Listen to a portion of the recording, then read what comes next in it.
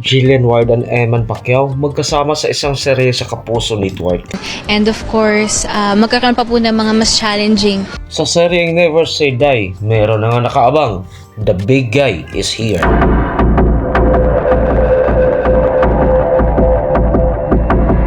Sabi ko, I think he is a natural action star.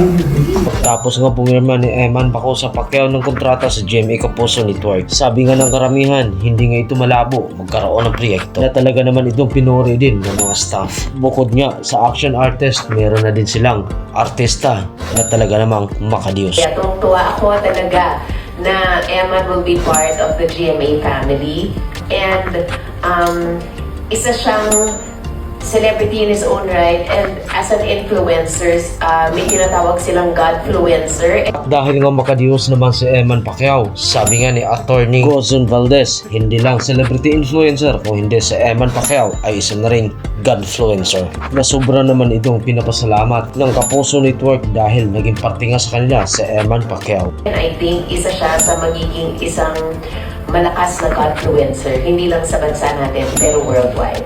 So Eman, thank you for joining GMA.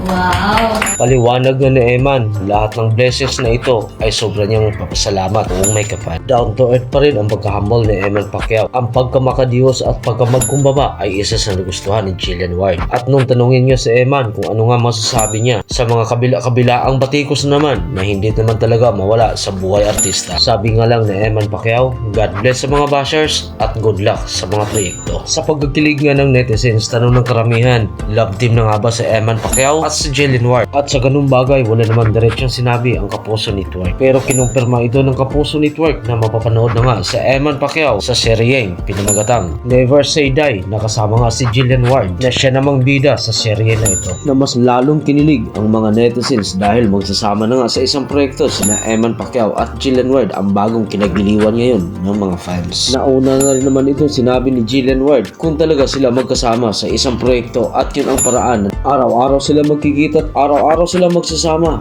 Bakit hindi? Gagawa ko na sarili kong paraan. Yun lang yung makakapagpalaya kay Tabi. Hindi kilala ako na pwedeng tumulong sa atin. The big guy is coming. Abangan siya sa Never Say Die.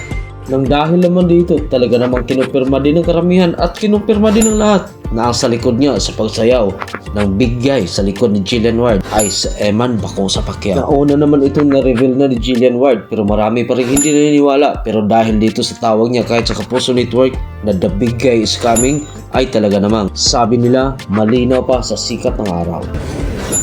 If that means na mas lagi kami makikita, siguro, yes. Hoy! And sobrang bait niya po eh, as in, kahit this morning, he texted me na kamusta siya, so...